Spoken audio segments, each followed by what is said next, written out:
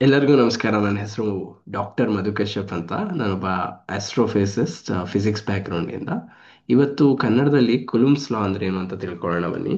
ಆ, ಇದು ನೀವು ಓದಿರ್ತೀರ, gravitation, universal law of gravitation ಅಂತ.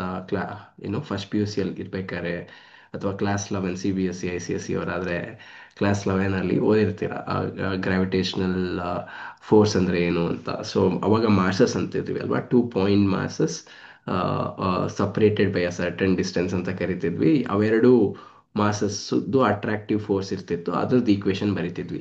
ಅದೇ ಐಡಿಯಾಲಜಿನ ಮುಂದೆ ಇಟ್ಕೊಂಡು ಕುಲುಮ್ಸ್ ಲಾ ಏನ್ ಮಾಡಿದ್ದಾರೆ ಅಂದ್ರೆ, ಇವಾಗ 2 ಪಾಯಿಂಟ್ ಚಾರ್ಜ್. ಇವಾಗ ಒಂದು ನಿಮಿಷ ಪೆನ್ ಚೂಸ್ ಮಾಡ್ತೀನಿ. Okay, 2 point charge. ಓಕೆ, ಈ ಪಾಯಿಂಟ್ ಚಾರ್ಜ್ ಒಂದು Q1 ಇರುತ್ತೆ, ಇನ್ನೊಂದು Q2 ಅಂತ ಕರೆಯೋಣ. ಸೊ ಇವೆರಡರದ್ದು ಮಧ್ಯ ಇರೋ ಡಿಸ್ಟೆನ್ಸ್ನ ಆರ್ ಅಂತ ಕರೆಯೋಣ. ಸೊ ಅವಾಗ ಫೋರ್ಸ್ ಆಫ್ ಅಟ್ರಾಕ್ಷನ್ ಅಂತ ಕರೀತಾ ಇದ್ವಿ ಅಲ್ವಾ ಗ್ರಾವಿಟೇಷನ್ಗೆ. ಇವಾಗ force of attraction and repulsion, ಯಾಕಂದ್ರೆ ಚಾರ್ಜಸ್ ಆಗಿದೆ, ಮಾಸಸ್ ಅಲ್ಲ ಅಲ್ವಾ. ಸೊ ಅದನ್ನ ಎಫ್ ಅಂತ ರೆಪ್ರೆಸೆಂಟ್ ಮಾಡೋಣ. The force of attraction and repulsion ಅನ್ನೋದನ್ನ ಎಫ್ ಅಂತ ರೆಪ್ರೆಸೆಂಟ್ ಮಾಡೋಣ.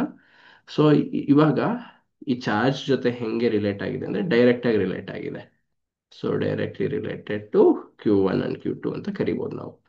ಆಮೇಲೆ ಡಿಸ್ಟೆನ್ಸ್ ಆರ್ ಹೆಂಗೆ ಈ ಎಫ್ ಜೊತೆ ರಿಲೇಟ್ ಆಗಿದೆ, 1/r² ತರ, inversely proportional the square of the distance ಅಂತ ಕರಿತೀವಿ. ಸೊ 1/r² ಆಗಿರುತ್ತೆ ಇದು.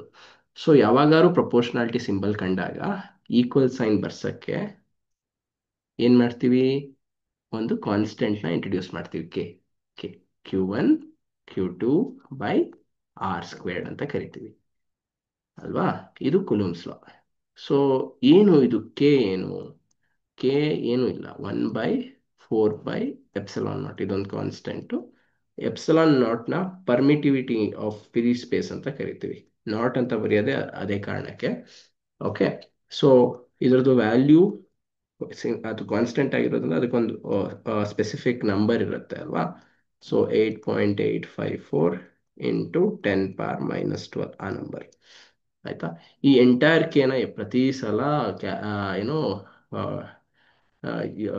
ಕೈಯಲ್ಲಿ ಕ್ಯಾಲ್ಕುಲೇಟ್ ಮಾಡೋದು ಬೇಕಾಗಿಲ್ಲ. ಇದನ್ನು ಒಂದು ಪ್ರಾಪರ್ ನಂಬರ್ ಬಂದ್ಬಿಟ್ಟು 9 × 10⁻⁹.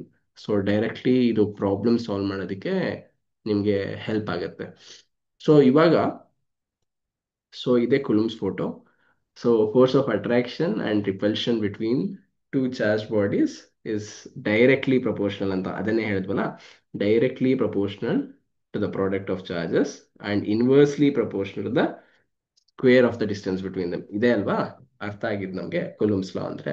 ಆಮೇಲೆ ಆ Coulomb's law permittivity of free space ಅಂತ ನಾನು ಏನು ಹೇಳಿದೆ, ಅದ್ರದ್ದು ಯೂನಿಟ್ಸ್ ಬಂದ್ಬಿಟ್ಟು coulomb squared per newton per metre square. ಇದೊಂದು ಸಣ್ಣ ಡೈಮೆನ್ಷನ್ ಅನಾಲಿಸಿಸ್ ಮಾಡಿದ್ರೆ ಇದು ನಮಗೆ ಸಿಕ್ಬಿಡುತ್ತೆ. ಓಕೆ, ಸೊ ಇವಾಗ ಒಂದು ಸಣ್ಣ ಪ್ರಾಬ್ಲಮ್ ಮಾಡೋಣ ಕುಲುಮ್ಸ್ ಲಾ ಮೇಲೆ, JEE ಲೆವೆಲ್ ಪ್ರಾಬ್ಲಮ್. ಸೊ ಇವಾಗ 3 ಚಾರ್ಜ್ ಇದೆ ಆಯ್ತಾ, ಇದರಲ್ಲಿ ಕ್ವಶನ್ ಅಲ್ಲಿ +Q ಕೊಟ್ಟಿದ್ದಾನೆ, ಸ್ಮಾಲ್ q ಕೊಟ್ಟಿದ್ದಾನೆ, +Q ಮತ್ತೆ ಕೊಟ್ಟಿದ್ದಾರೆ. ಆಮೇಲೆ ಅದ್ರದ್ದು ಡಿಸ್ಟೆನ್ಸಸ್ ಬಂದ್ಬಿಟ್ಟು 0, d/2 ಮತ್ತೆ ಡಿ ಕೊಟ್ಟಿದ್ದಾನೆ. So from the X axis ಅಂತ ಕೊಟ್ಟಿದ್ದಾನೆ. ಆಮೇಲೆ ಅದ್ರದ್ದು ನೆಟ್ ಫೋರ್ಸ್ ಬಂದ್ಬಿಟ್ಟು at 0, then you have to find Q ಅಂತ ಹೇಳಿದ್ದಾನೆ. ಸೊ Q ನ ಕಂಡುಹಿಡಿಬೇಕು. Q ನ ಕಂಡುಹಿಡಿಬೇಕು. ಹೆಂಗ್ ಕಂಡುಹಿಡಿಯೋದು? First force for the distance D ಏನು ಅಂತ ಕಂಡುಹಿಡ್ಕೋಬೇಕು. ಕುಲುಮ್ಸ್ ಲಾ ಏನು? K Q1 Q2/r² ಅಲ್ವಾ. ಆರ್ ಬದಲು ಇಲ್ಲಿ ಡಿ ಕೊಟ್ಟಿದ್ದಾನೆ, ಕೆ ಬರ್ದಾಯ್ತು ನಾವು ಆಲ್ರೆಡಿ. ಸೊ ಇವೆರಡು ಚಾರ್ಜ್ ಬಗ್ಗೆ, ಕ್ಯಾಪಿಟಲ್ Q ಚಾರ್ಜ್ಗಳ ಬಗ್ಗೆ, Q²/d² ಅಂತ ಬರೆಯೋಣ. ಸೊ ಇದು ಕುಲುಮ್ಸ್ ಲಾ ಅಪ್ಲೈ ಮಾಡಿದ್ದು ಈ ಡಿಗಾಯ್ತು. ಈಗ ನೆಕ್ಸ್ಟ್ ಈ d/2 ಬಗ್ಗೆ ತಲೆ ಕೆಡ್ಸ್ಕೊಳ್ಳೋಣ. 0 ಬಗ್ಗೆ ಏನು ತಲೆ ಕೆಡ್ಸ್ಕೋಬೇಕಾಗಿಲ್ಲ. ಸೊ ಯಾಕೆಂದ್ರೆ ಡಿಸ್ಟೆನ್ಸ್ 0 ಆದ್ರೆ ಫೋರ್ಸು ಇನ್ಫೈನೈಟ್ ಆಗುತ್ತೆ. ಸೊ ಅದ್ರ ಬಗ್ಗೆ ತಲೆ ಕೆಡ್ಸ್ಕೋಬೇಕಾಗಿಲ್ಲ. ಸೊ ಬರೀ d/2 ಡಿ ಬಗ್ಗೆ ಮಾತ್ರ ಮಾಡಬೇಕು. ಕೆ, ಇವಾಗ ಕ್ಯಾಪಿಟಲ್ Q ಮತ್ತೆ ಸ್ಮಾಲ್ q ಬಗ್ಗೆ ಯೋಚನೆ ಮಾಡೋಣ. ಆ ಸ್ಮಾಲ್ q ನೆಗೆಟಿವ್ ಕೂಡ ಇರ್ಬೋದು. ಅದ್ರ ಬದಲು ನೆಗೆಟಿವ್ ಬೇಡ ಅಂತಾನೆ ಮಾಡ್ ಆಗಿ ತಗೋಬಹುದು. ಮಾಡ್ ಆಗಿ ತಗೊಂಡಾಗ ನೆಗೆಟಿವ್ ಸೈನ್ ಬಗ್ಗೆ ತಲೆ ಕೆಡ್ಸ್ಕೊಳ್ಳೋದು ಬೇಕಾಗಿಲ್ಲ. ಡಿವೈಡೆಡ್ ಬೈ ಡಿ ಜಾಗ, d² ಜಾಗದಲ್ಲಿ d/2 ದ ಹೋಲ್ ಸ್ಕ್ವೇರ್ ತಗೋಬಹುದು. ಸೊ ಇವಾಗ ಟೂ ಸ್ಕ್ವೇರ್ಡ್ ಬಂದ್ಬಿಟ್ಟು ಫೋರ್, ನಮ್ಗೆ ಚೆನ್ನಾಗಿ ಗೊತ್ತಿದೆ ಅಲ್ವಾ.